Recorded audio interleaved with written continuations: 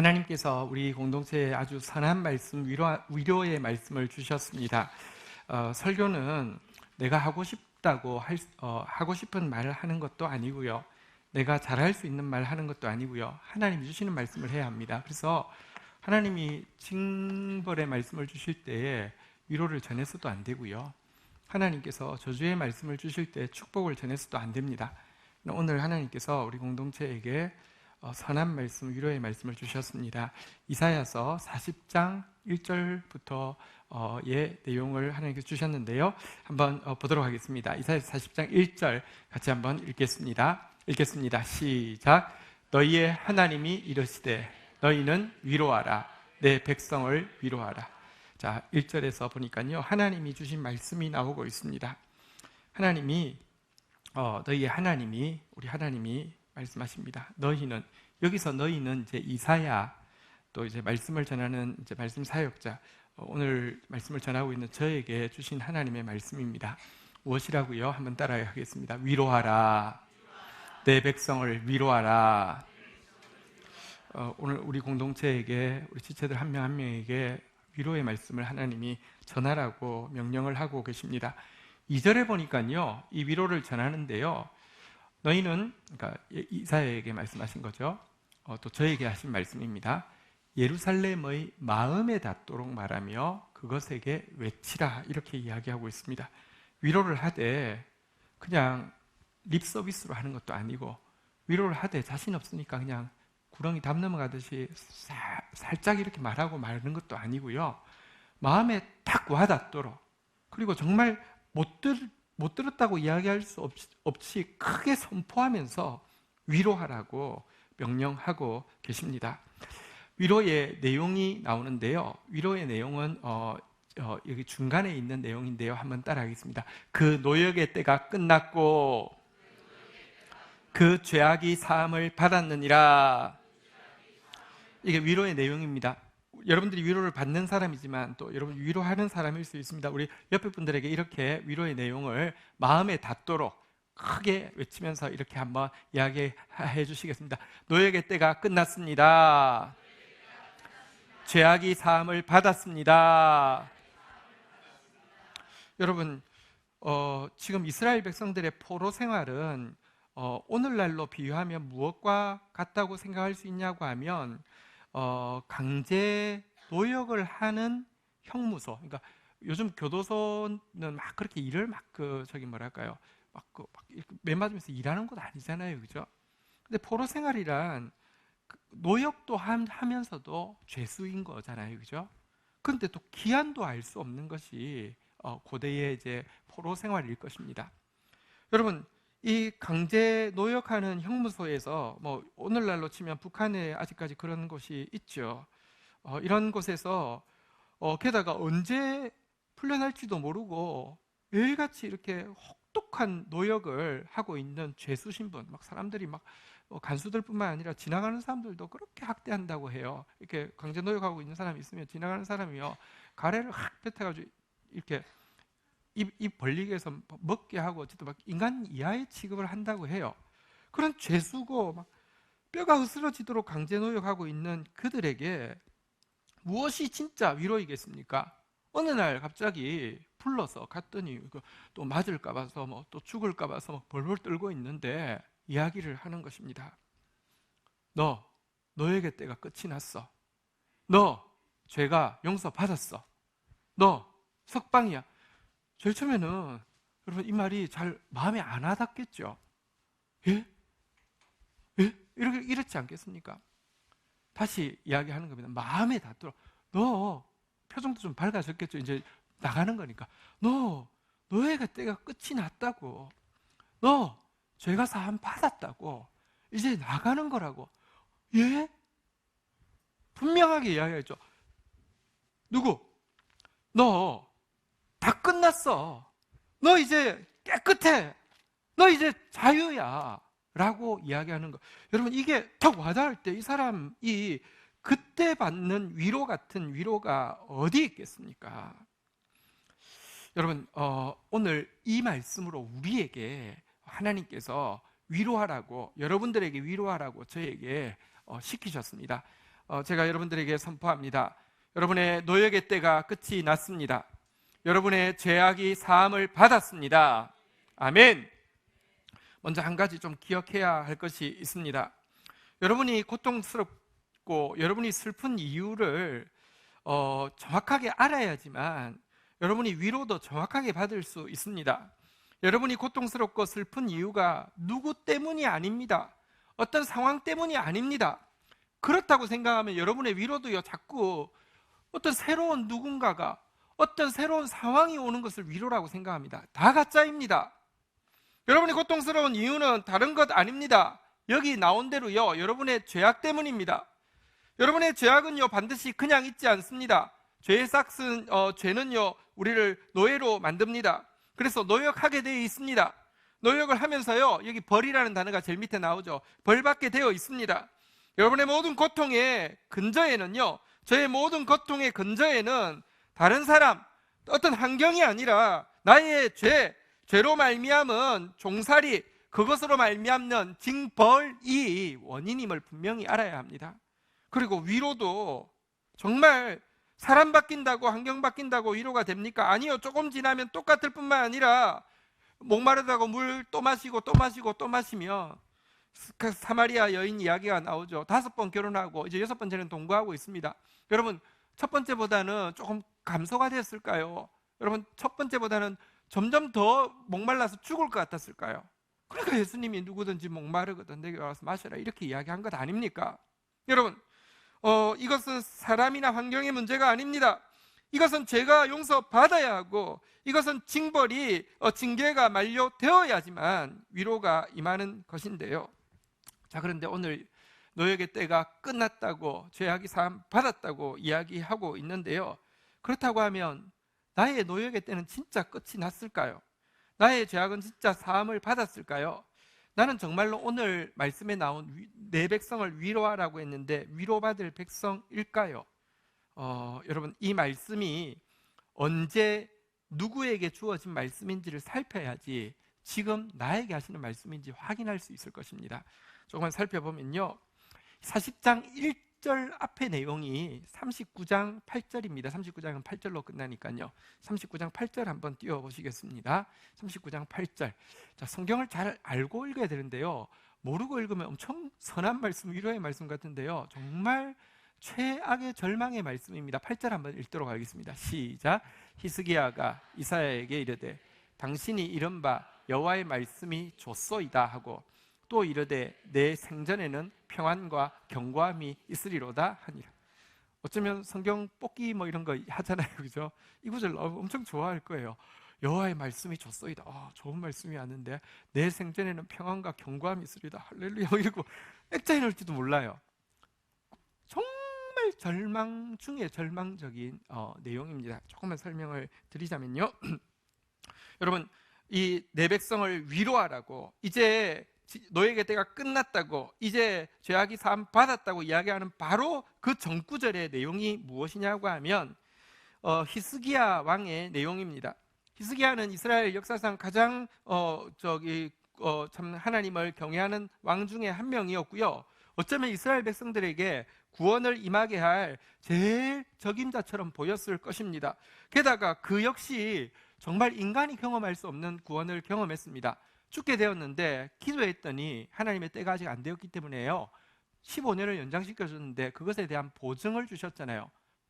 히스기야가 증거를 달라고 했잖아요. 어떤 증거가 일어났습니까? 해가 15도 뒤로 물러갔습니다. 이건 인간 한 사람을 위해서 해가 뒤로 물러간다는 게 무슨 이런 일이 어떻게 있을 수 있습니까? 이 정도 개인적 경험이, 구원의 경험이 있고 이 정도 믿음이 있는 사람이면 정말 이스라엘을 구원할 수 있을 것 같지 않습니까? 그러나 성경은요, 영웅 이야기가 아닙니다. 인간이 뭔가 할 수 있다는 이야기가 아닙니다. 전혀 반대의 상황이 바로 이 병이 낫고 나서 일어나게 되었습니다. 병이 나았다고 하니까 바벨론에서 위로 사절단이 오게 되었습니다. 그런데요, 이 위로 사절단이 왔다는 이야기를 들을 때 막 히스기야가 흥분하게 되었습니다. 히스기야의 최대의 적은 아수르였죠. 아수르라는 나라가 북이스라엘도 망하게 했고요, 남유다 히스기야의 나라도요, 예루살렘을 제외한 나머지 지역이 거의 초토화되어지고 있었습니다. 근데 죽을 병에 걸렸으니 얼마나 걱정이 되었겠습니까? 아들도 없는 상태에서 죽으면 나라는 이제 끝 아닙니까? 그래서 하나님 살려주신 것입니다. 그런데 바벨론은 새로 이제 세워지고 있는 이스라엘보다는 크지만 아직까지 아수르에 비할 바는 아닌 나라인데, 여기서 사절이 오니까 이렇게 뭐랄까요? 자기를 인정해 줬다는 이런 그 뭐랄까요? 이 막 그 교만과 인정 욕구도 막 올라가고요. 또 이 우리가 둘이 이제 힘을 합치면 이제는 내가 병 나았지만 여전히 아수르는 큰데 우리가 힘을 합치면 이제 이 위협에서 좀 이길 수 있겠구나, 이런 생각이 들었습니다. 그런데 바벨론이 자기보다 큰 나라니까 이렇게 우리도 굉장히 힘이 있다는 것을 보여서 뭔가 좀 이렇게 같이 대등한 어떤 뭐 협력 관계를 이루는 게 좋다고 생각했는지 왕궁에 있는 모든 것을 보여줄 뿐만 아니라 진짜 보물들은 성전에 있으니까 성전까지 가서 성전에 있는 걸 전부 다 보여준 겁니다. 그러자 이 8절 바로 앞에 내용이 뭐냐고 하면 하나님의 선지자 이사야가 와서 예언을 하죠. 뭐라고 예언을 합니까? 왕이시여, 당신은 이스라엘은 아수르에 멸망하지 않고 당신이 그렇게 편 삼고 싶었던 바벨론에 의해서 멸망할 것입니다. 그리고 바벨론에 의해서 멸망하는 제일 주된 주범은 지금 당신이 바벨론에게 성전의 모든 것을 보여준 것 때문에 멸망할 것입니다. 이렇게 전했습니다. 구원은커녕 멸망의 주범이 히스기야라는 것입니다. 이렇게 이야기하면 히스기야가 어떻게 반응해야 되겠습니까? 정말로 자매하고 정말로 막 그 가슴을 치고 정말 놀라야 할 것 같지 않습니까? 근데 그때 했던 말이 바로 이 말입니다. 내용이 뭐 어떤 뜻입니까? 여러분, 자기의 어리석은 행동 때문에 바벨론에 의해서 멸망을 당할 것이라는 이야기 듣고도 여호와의 말씀이 좋소이다, 이렇게 이야기합니다. 내 생전에는 평안과 견고함이 있으리이다. 무슨 뉘앙스입니까? 그래요, 사람이 뭐 그렇죠. 그냥 알아서 하세요. 뭐 설마 내 살아 있을 때 뭐 15년 연장시켜 준다고 했는데 내 살아 있을 때 무슨 일이 있겠습니까? 그냥 알아서 하세요. 아니, 이렇게 무책임하고 이렇게 이기적인 반응이 어떻게 나올 수 있습니까? 근데요, 여기에서 우리는 인간이 절대로 구원자가 될 수 없음을 알게 되고요. 그런데 놀랍게도 아이러니하게도 이처럼 최악의 절망의 시간, 진짜 사람에게 실망하고 정말 인간은 아무것도 아니구나라는 사실을 알게 되면요, 그제서야 인간은 하나님을 바라보게 되고요. 그런데 그렇게 절망 가운데, 최악의 절망 가운데 하나님을 바라보면 하나님은 그 시간이 바로 최상의 소망이 출발되는 시간으로 여겨주셔서 너에게 때가 끝났다고, 죄악을 사함 받았다고 선언하는 것입니다. 여러분이 오늘 말씀의 주인공인지 점검할 수 있습니다. 여러분은 정말로 자신이 최악의 바닥이라는 사실을 인지하고 있습니까? 여러분, 정말로 사람이 구원자가 될 수 없으며 상황이 바뀐다고 구원이 아니라는 것을 인지하고 있습니까? 그래서 하나님 외에는 바라볼 존재분이 없다는 사실을 알고 정말 하나님만 바라보고 있습니까? 그렇다고 하면 여러분은 오늘 위로하라고 하는 바로 그 내 백성이시고요, 오늘 노역이 끝났다고, 죄가 사함받았다고 이야기하는 바로 그 백성입니다. 2절에 보시면 하반부에 이런 말씀이 있습니다. 한번 따라하겠습니다. 그의 모든 죄로 말미암아 여호와의 손에서 벌을 배나 받았느니라. 자, 이 말을 좀 설명을 드릴게요. 그런데 보십시오. 노역이 끝났다, 죄가 사함받았다, 이 말은 이제 죄값을 치렀다는 것인데요, 여러분, 우리는 죄값을 치를 수 있는 존재일까요? 나는 나의 죄에 대해서 깔끔하게 죄값을 완전히 치를 수 있는 존재일까요? 완전히 불가능합니다. 여러분, 정말 완전히 불가능합니다. 내가 골몇 번 죽어도 여러분, 남이 나한테 피해 끼친 거 있어요. 나 피해자 맞아요. 그런데 그거 다 차치하고요, 상황이 나에게 피해 끼친 거 있어요. 나 고통받았어요. 그 상황도 다 차치하고요, 나는 피해자이면서도 동시에 가해자입니다. 내 죄만 딱 떼놓고 보아도 이 죄에 대한 대가 지불을 내가 할 수 없습니다. 근데 이상하게 여기는요, 뭐라고요? 한번 따라하겠습니다. 배나 받았느니라. 벌을 배나 받았다고 이야기합니다. 이게 무슨 말입니까? 여러분, 여기에 비밀이 있습니다. 배나 받았다고 여겨 주신다는 것이지 우리가 배나 받을 수 없습니다. 왜 배나 받았다고 여겨 주실까요? 첫 번째는 우리 죄에 대한 대가 지불을 예수님께서 하실 것을 지금 예고하고 있는 것입니다.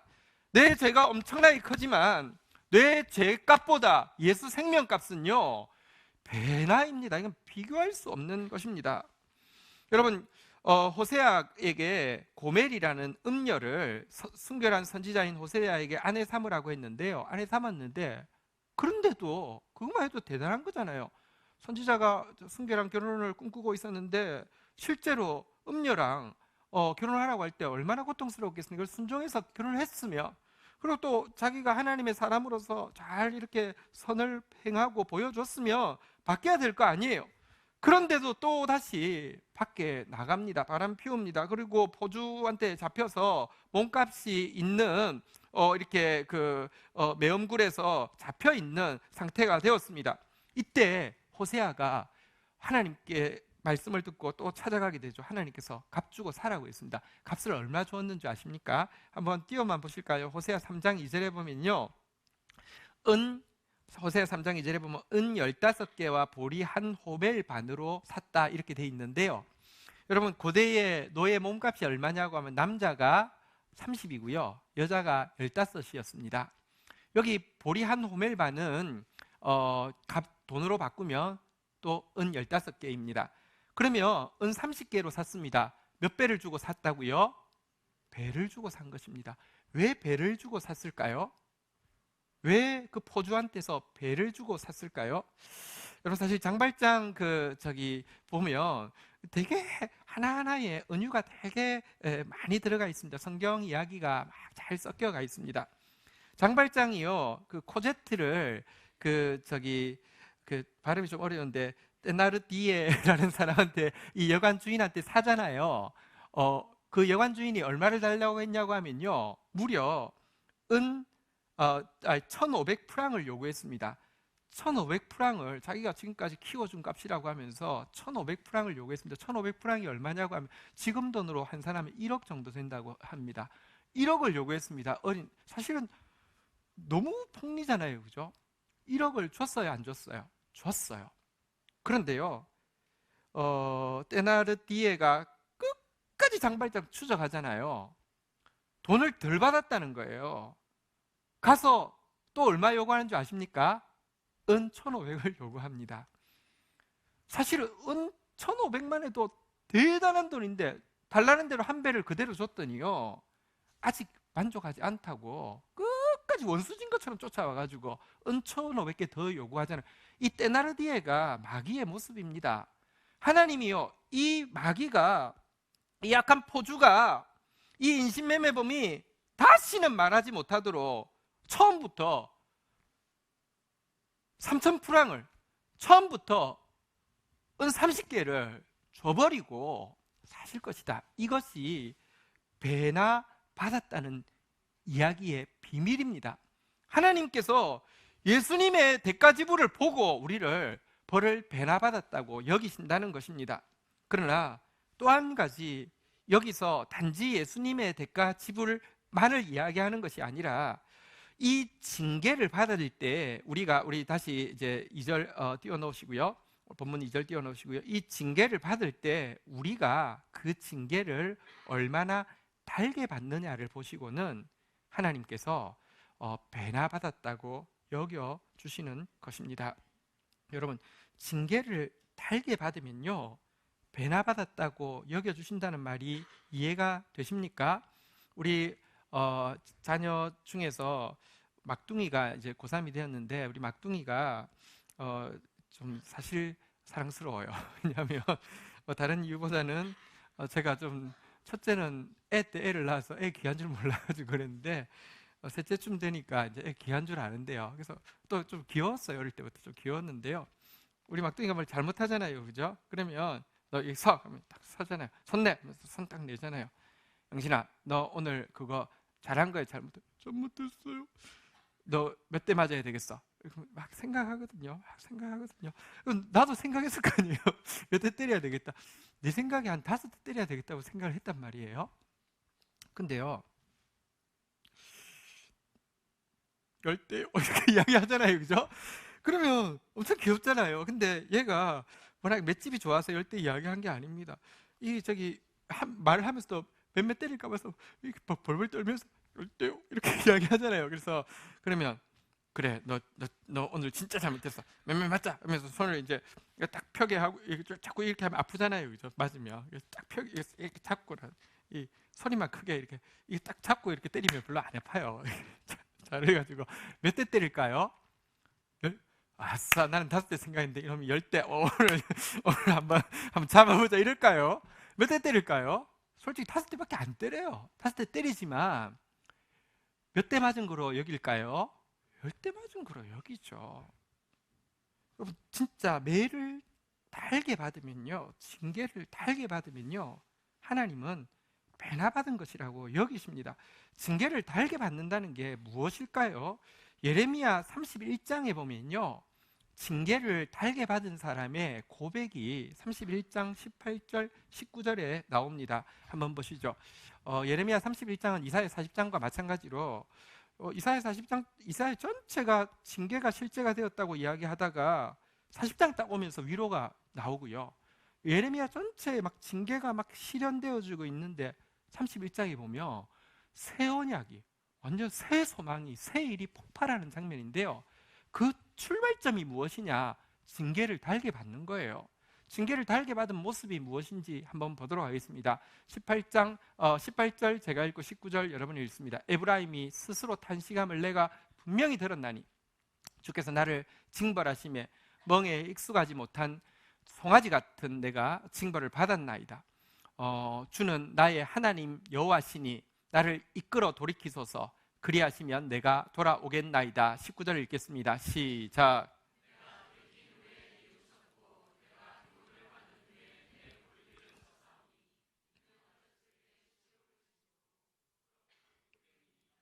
자, 여기 짧은 고백 속에는요, 진짜 징계를 달게 받은 사람의 3가지 모습이 나오는데요. 자, 18절에 보니까 이렇게 먼저 이야기하고 있습니다. 여러분, 우리가 진짜 징계를 달게 받으면요, 우리가 정말로 진실로 징계를 달게 받는 모습이 있으면요, 에브라임이 스스로 탄식함을 한번 따라하겠습니다. 내가 분명히 들었으니.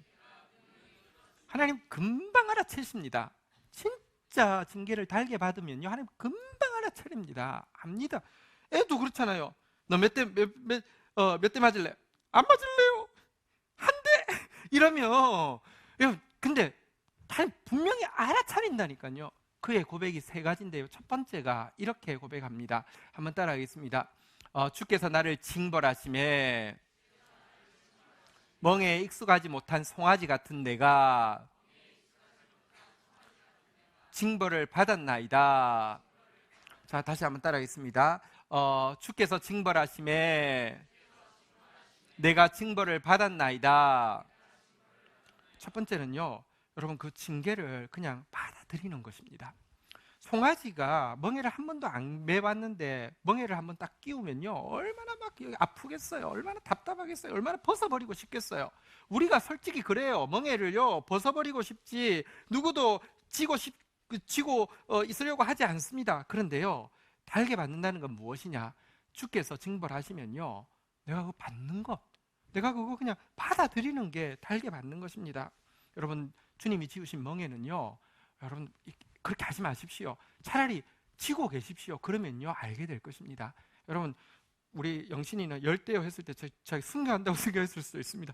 저 매를 맞으면 10대 맞으면 죽을지도 몰라, 이렇게 생각했을 수도 있습니다. 솔직히 소리만 크고 하나도 안 아픕니다. 그리고 또 일부러 막 그렇게 막 소리만 크게 했지 이렇게 하지 별로 그러지 않습니다. 멍에를 징벌을 받으십시오. 두 번째, 여기 진짜 징계를 달게 받는다는 것이 무엇입니까? 한번 따라하겠습니다. 나를 이끌어 돌이키소서. 그리하시면 내가 돌아오겠나이다. 두 번째, 이 고백에 보면요, 내가 돌아오는 것도 내 스스로 돌아올 수 없다고 고백하는 거잖아요. 여러분, 회개도 우리가 막 아무리 자학을 한다고 회개가 되는 게 아닙니다. 하나님이 돌이키지 않으면 회개조차도 할 수 없고 돌아오는 것조차도 할 수 없다는 사실을 깨닫고 겸손하게 인정하는 것, 이게 진짜 징계를 달게 받는 것입니다. 내가 하면 못해요. 나중에 다 계획이 있어요. 나중에 할게요. 이거는 아직까지 자기가 스스로 언제든지 돌아올 수 있다고 생각하는 것입니다. 착각입니다. 완전 착각입니다. 저 어릴 때 착각을 했던 게 있는데, 우리 방에 1등하는 애가 있었는데, 1등하는 것들은 뭐가 달라도 달라 이렇게 생각했던 일이 있습니다. 왜냐하면 걔가 그런 이야기 하더래요. 했는데 내가 감탄을 했거든요. 나는 교통사고를 당하는 사람을 이해할 수 없어. 그래서 왜? 그랬더니 아니, 교통사고는 이론상 당할 수가 없는 거래요. 왜? 그래서 차가 속도가 있는데 차가 오는 걸 보고 내가 펄쩍 뛰어 있으면 차가 싹 지나간대요. 그럼 내리면 절대로 교통사고 안 나오네. 그래서 야, 머리 좋은 것들 뭐가 달라도 달라. 아, 대단해 이렇게 생각했어요. 개뿔 무슨 아니잖아요. 근데요, 진짜 우리가요 그렇게 생각한다니까요. 내가 돌아올 수 있다고 생각해요. 아니에요. 진짜 돌아오는 것은요, 주께서 돌이키시지 않으면 돌아올 수조차 없어요. 그걸 깨닫는 게 진짜 징계를 달게 받는 것이고요. 세 번째 징계를 달게 받는다는 게 무엇입니까? 19절에 보니까요, 내가 돌이킨 후에 뉘우쳤고 내가 교훈을 받은 후에 내 볼기를 쳤으니 이는 어렸을 때에 치욕을 짐으로 부끄럽고 욕됨이니이다. 여러분, 돌아오고 나서 진짜 말씀 받고 나서도요, 자기 과거를 돌아보면서요 뉘우치고 볼기를 치면서 부끄럽게 여기는 거, 이게 진짜 죄에 대해서 아파하고, 죄 짓고 나서 용서받고 나면 휴, 다행이야, 아유야, 다 안 들킨 것 같아, 아유, 이 정도 봐, 이게 아니라 하나님은 용서하셨지만 자기는요 그것에 대해서 진짜 부끄럽게 여기는 거, 이게 달게 받는 것이라는 것입니다. 달게 받으면 하나님은 배나 받았다고 여겨주십니다. 왜 그런 줄 아십니까? 우리 하나님이 징계할 때 어떤 마음일까요? 20절 보시면 하나님의 마음이 잘 나와 있습니다. 같이 읽겠습니다. 시작. 에브라임은 나의 사랑하는 아들, 기뻐하는 자식이 아니냐. 내가 그를 책망하여 말할 때마다 깊이 생각하노라. 그러므로 그를 위하여 내 창자가 들끓으니 내가 반드시 그를 불쌍히 여기리라. 여호와의 말씀이니라. 여러분, 하나님 우리 징계하실 때요, 한번 따라하겠습니다. 나의 사랑하는 아들, 기뻐하는 자식. 사랑에 겨워서 사랑의 눈으로 사실은 징계하시는 거예요. 위에서 징계하시는 거예요. 우리 영신이 아까 매 맞을 때요, 이렇게 하면서요 눈을 감아요. 일단 엄청 아플 것 같으니까 눈을 감아요. 근데 우리는 이렇게 때리면서 옆에 집사람인데 보면서요 무서워서 이 너무 귀엽잖아요, 그죠? 네, 여러분, 하나님도 마찬가지입니다. 우리가요 진짜 하나님이요 우리 징계할 때마다 깊이 생각하시고요, 징계할 때마다 창자가 들끓는, 우리 표현으로 말하면 애간장이 끊어지는 마음으로 하시니, 우리가 달게 그 징계 받아들이면요, 한번 따라하겠습니다. 내가 반드시 그를 불쌍히 여기리라. 반드시 불쌍히 여기신다는 것입니다. 반드시 불쌍히 여기신다는 것입니다. 여러분, 이렇게 반드시 불쌍히 여기시기 때문에 배나 벌을 받았다고, 2절로 한 번만 더 가겠습니다. 배나 벌을 받았다고 인정해 주시는 것입니다. 자, 그런데요, 여기 공의로우신 하나님이 벌을 배나 받았다라고 이야기하면 이걸로 그냥 입 닫고 끝이면은 우리 하나님은 공평하신 분이 아니십니다. 한번 생각해 보십시오. 어떤 사람이 죄가 없는데 살인범이 아니고 그냥 잡범인데, 그냥 그 막 살인 현장에 우연히 막 들어갔던 잡범인데 살인범으로 오해받아 가지고요 형무소에 가서 형을 살았습니다. 그리고 이제 출소를 했는데, 출소를 할 때 재판장이 이야기합니다. 실은 사건이 잘못됐다고, 당신 살인범 아닌 거 알게 됐다고, 당신은 사실은 지은 죄에 비하면 배나 고생했다고, 잘 가시라고. 잘 가세요, 위로를 받으세요. 위로가 되겠습니까? 아니잖아요, 그죠? 공평하다고 하면 우리나라도요 형을 잘못 살게 하면 위로금이 따르는 것 아닙니까? 하나님께서 배나 받았다고 여겨주시면요 반드시 갑절로 갚아주시는 것이 있어야 공의입니다. 그래서 이사야서 40장 이후의 내용에 보면요, 이사야서 41장 7절에 보면 이렇게 분명히 약속하고 있습니다. 이사야서 61장 7절입니다. 61장 7절 같이 한번 읽겠습니다. 시작. 너희가 수치 대신에 보상을 배나 얻으며 능력 대신에 몫으로 말미암아 즐거워할 것이라. 그리하여 그들의 땅에서 갑절이나 얻고 영원한 기쁨이 있으리라. 한번 따라하겠습니다. 그 수치 대신에 보상을, 능력 대신에 몫을 배나 갑절이나 하나님께서 반드시 갚아주신다고 이야기하고 있습니다. 그런데 바로 이것이 이제 시작된다고 우리에게 오늘 선언하고 있습니다. 제목 한 번 더 따라하겠습니다. 갑절의 위로가 시작되었습니다. 여러분, 시작되었습니다. 저는 하나님 주신 말씀을 선포할 뿐입니다. 제가 시작되었다고 이야기하면서 구체적으로 잘 모릅니다. 또 몰라도 됩니다. 왜냐하면 하나님 말씀 전하는 것이니까요. 시작되었습니다. 시작되었는데요, 이제 시작되었기 때문에, 시작은 다가 아니잖아요, 그죠? 시작되었기 때문에 우리에게 이 하나님께서 주실 갑절의 위로를 위해서 준비해야 될 가장 중요한 준비가 있다고 명령하시는 내용이 3절, 4절의 내용입니다. 3절 제가 먼저 읽겠습니다. 외치는 자의 소리, 하늘에서 소리가 났습니다. 이르되, 무엇이라고 외칩니까? 한번 따라하겠습니다. 너희는 광야에서 여호와의 길을 예비하라. 사막에서 우리 하나님의 대로를 평탄케 하라. 하나님께서 이제 갑절의 위로를 주실 것을 이제 시작하실 것이기 때문에 명령하셨습니다. 보십시오. 아직 이 약속을 받은 이스라엘이 있는 곳의 장소는요, 여기 나온 대로 광야와 사막입니다. 아무것도 없습니다. 그러나 이제 정말로 이 갑절의 위로가 있을 것입니다. 이 일을 위해서 준비해야 될 것이 무엇이라고요? 한번 따라하겠습니다. 여호와의 길, 하나님의 대로. 왕이 임할 레드카펫을 깔고요, 그 일을 위해서 왕의 행렬이 지나갈 이 하이웨이를 이렇게 구축하라고 명령을 하고 있습니다. 어떻게 해야지 구축할 수 있습니까? 4절에 보니까요, 같이 읽겠습니다. 시작. 골짜기마다 도두어지고 산마다 언덕마다 낮아지며 고르지 않은 곳이 평탄하게 되며 험한 곳이 평지가 될 것이요. 여러분, 이 고속도로 공사하려고 하면 깊이 패인 골짜기는요, 도두어야 됩니다. 높이 솟아있는 산과 언덕은요, 깎아야 됩니다. 길이 그냥 평평하면 됩니까? 거기에 험한 곳, 거기에 고르지 않은 곳, 돌밭 같은 것이죠. 이거 깨고 치워야 합니다. 하나님의 대로를 닦으라 그런 것입니다. 여기에 나온 골짜기와 산은 명백히 교만과 열등감을 말씀하고 있겠지요. 여기 나온 여기 그 고르지 아니한 곳, 험한 곳은요, 우리가 몇 주 사이에 보고 있는 돌같이 굳은 마음을 이야기하겠죠. 이 교만과 이 열등감, 이 돌밭들을 골라내는 작업을 하라는 것입니다. 그래야지 왕의 대로가 날 것이고 왕이 임할 것이라는 것입니다.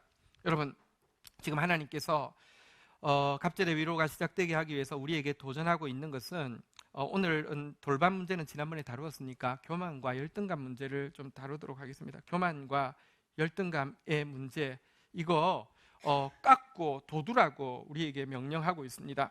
자, 그런데 교만과 열등감의 문제를 제대로 해결하려고 하면 교만과 열등감의 관계를 잘 알아야 되는데요, 교만과 열등감은 반대말이 아니라 교만과 열등감은요, 사실은 동의어입니다. 교만과 열등감은 쌍둥이입니다. 교만과 열등감은 두 개 다 자기를 보는 데서 나오는 것입니다. 자기를 보면요, 교만했다가 열등감 느낍니다. 자기를 보면요, 열등감 느꼈다가 교만하게 됩니다. 자기 연민이 마귀입니다. 유명한 심리학자가 자기 연민이 곧 마귀라고 그랬습니다.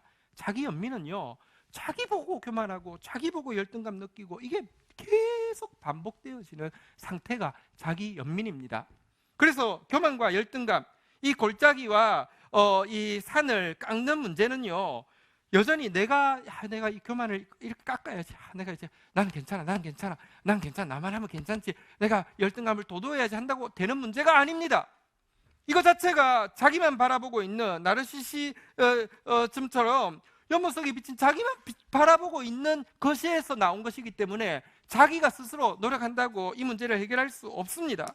어떻게 해야지 이 교만과 열등감의 문제를 해결할 수 있을까요?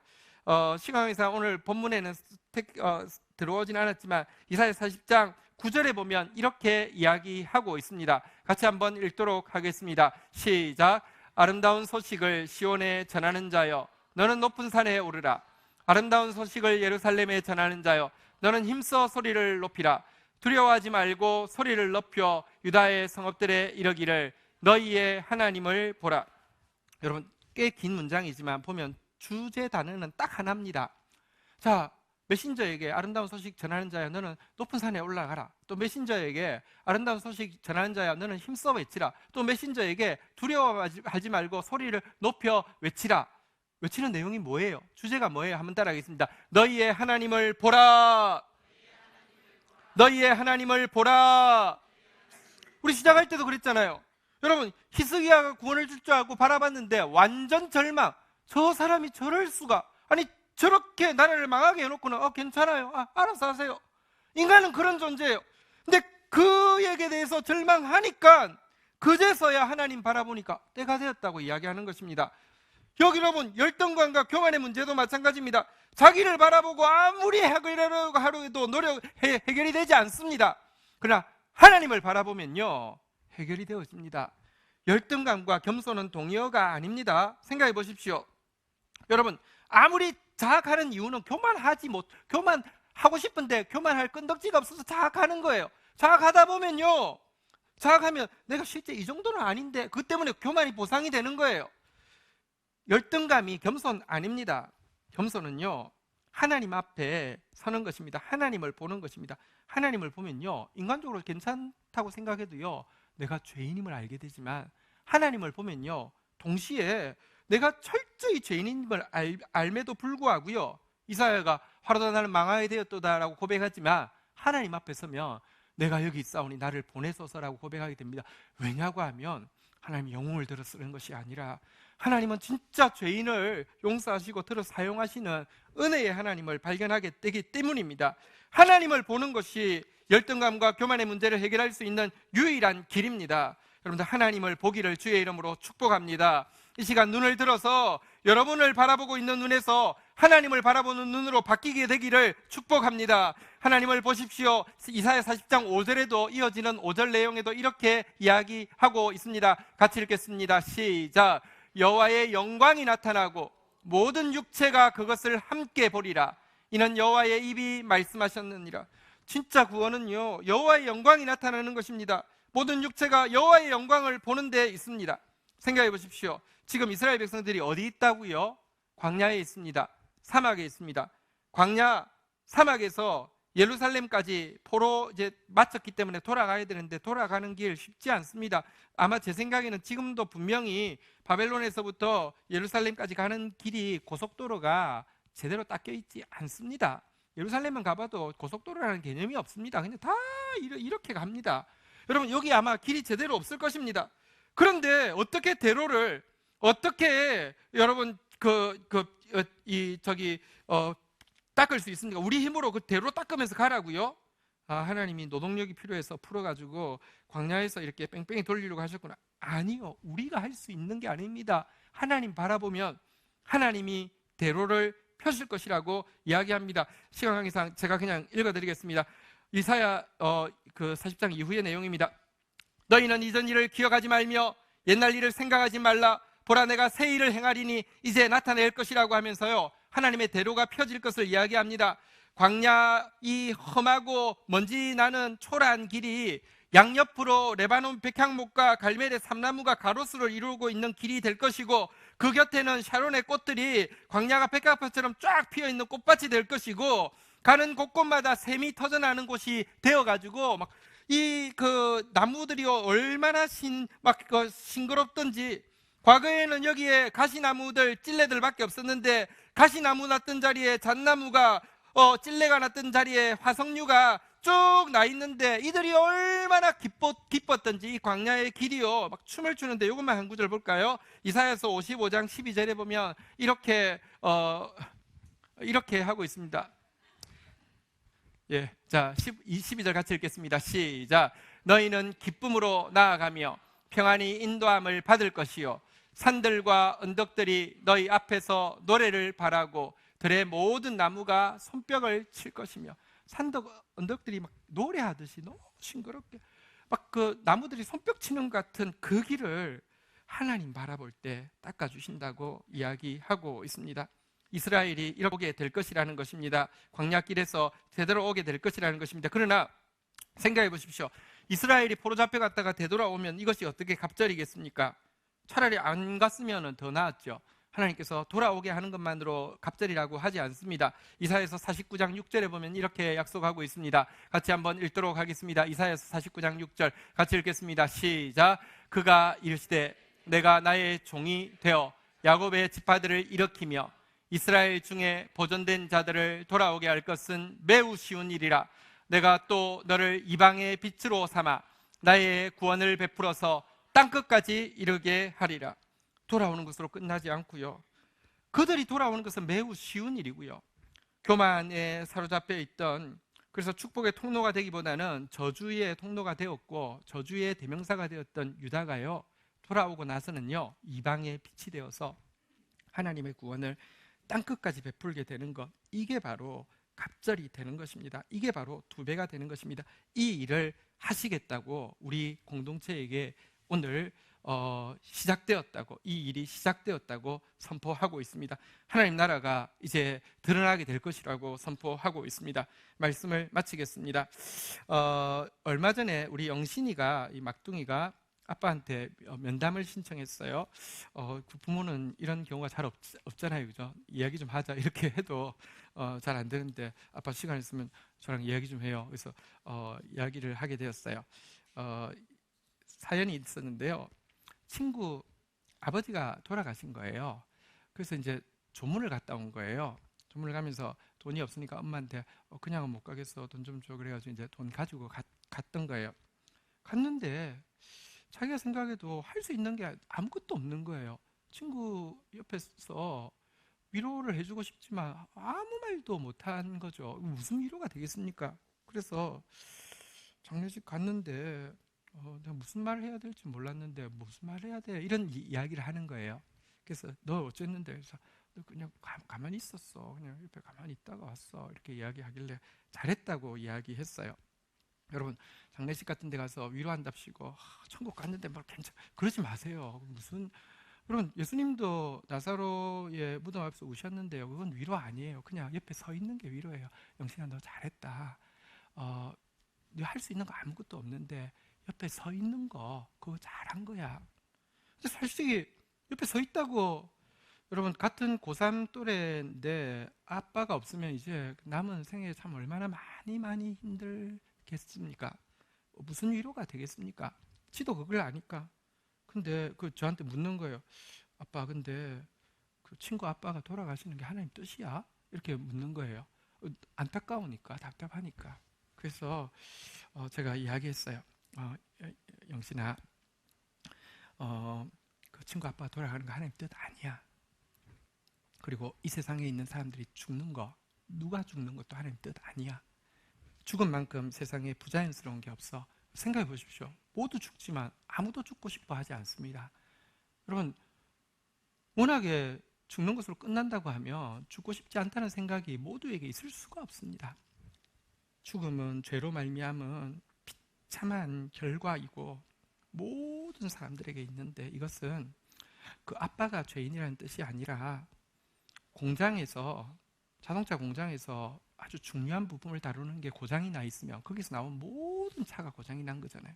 고장이 나도 여러분, 자동차 뭐 수만 가지 부품 중에서 중요한 거 한 개 고장 나면 고장 난 거지, 전부 다 고장 난 게 어디 있겠습니까? 사람들 한번 보십시오. 다 멀쩡해 보이는데 전부 고장 나 있습니다. 언제 무슨 사고 일어날지 모릅니다. 사고 일어나도 당연한 것입니다. 죄인이기 때문에, 우리 모두 죄인이기 때문에 죽음이 온 거야. 그런데 사실은 이것 아시고 하나님이 자기 아들을 보내주신 거야. 그래서 영신이를 구원하셨고 아빠를 구원하셨고, 사실 그 친구에게 가장 큰 위로는 아빠는 가셨지만 진짜 하늘의 아빠이신 하나님을 만나는 게 진짜 위로야. 그 이야기를 할 때 우리 영신이에게 진심으로 그게 좀 와닿은 것 같아요. 그래서 자기가 그렇게 이야기해요. 보통은 우리 이야기가 이런 거잖아요. 너 주티했니? 한번 할게요. 뭐 이런 건데 그날은요 거꾸로 돼가지고 아빠 근데 내가 하나님 아직 잘 모르는 것 같아. 그래서 내가 나부터 주티를 열심히 해야 될 것 같아. 이렇게 이야기를 한 거예요. 여러분 진짜 위로는 그 영혼에게 진짜 위로는 하나님 아버지를 만나는 것이겠죠. 그리고 우리 영신이가 갑절이 된다는 것은 이제 옆에 가서 서 있는 거 참 귀한 거예요. 나는 너무 잘했다고 생각했어요. 그런데 그것을 넘어서 그 영혼을 품을 수 있는 사람이 된다는 거, 그 영혼을 섬길 수 있는 사람이 된다는 거, 그게 진짜 두 배로 성장한 것 아니겠습니까? 하나님은 우리 공동체를 이제 참 아직 물론 광야 같고 사막 같지만 하나님 분명히 말씀하시면 일하십니다. 여러분 우리 상황은 사실은 솔직히 말하면 별로 바뀐 게 없는 것 같지만 제가 오늘 시간 관계상 오늘 본문 뒷부분을 다 읽지는 못하지만 모든 육체는 풀이요 그의 모든 아름다움은 들의 꽃과 같으니 풀은 마르고 꽃은 시들면 여호와의 기운이 그 위에 불미라 이 백성은 실로 풀이로다. 풀은 마르고 꽃은 시드나. 한번 따라하겠습니다. 우리 하나님의 말씀은 영원히 서리라. 오늘 주신 말씀 그대로 이루어지게 될 것입니다. 이 말씀 앞에서 오늘 각자에게 하신 말씀 붙잡고요. 이 갑절의 위로를 시작하는 준비를 하는 저와 여러분 되시기를 축복합니다. 자리에서 일어서시겠습니다. 우리 같이 한번 고백하며 나가겠습니다. 하나님 감사합니다. 오늘 저희들에게 선한 말씀, 위로의 말씀 허락하여 주셔서 감사합니다. 하나님 너무 오래 걸렸지만 정말 구원은 사람에게 있지 않고 상황에 있지 아니하며 오직 여호와께 있음을 이제서야 고백합니다. 하나님께서 주신 징계가 정말 나의 죄에 비하면 너무 가벼운 것이며 하나님 내가 인내하며 감당하며 내가 겸손하게 감당하기를 하나님 앞에 또 고백하면서 하나님 이 모습을 보시고 또 이미 배나 대가를 지불하신 예수 그리스도의 공로가 우리에게 미치게 하여 주신 것을 인하여서 감사합니다. 다시 한번 우리 속에 있는 교만과 열등감, 자기만 응시하는 이 모습 떨쳐버리며 주님 다시 한번 고개 들어 바라봅니다. 하나님 이제 우리가 작은 나의 왕국에 속해 있는 사람이 아니라 크신 하나님의 왕국을 보고 섬기는 하나님의 사람들로 회복되어지게 하여 주시옵소서. 그 일을 시작하신 주님께 모든 영광을 올려드립니다. 풀은 마르고 꽃은 시들지만 영원히 설 하나님의 말씀을 우리에게 주신 것을 찬양합니다. 홀로 영광 받아 주옵소서. 예수 그리스도의 이름으로 기도 올립니다. 아멘.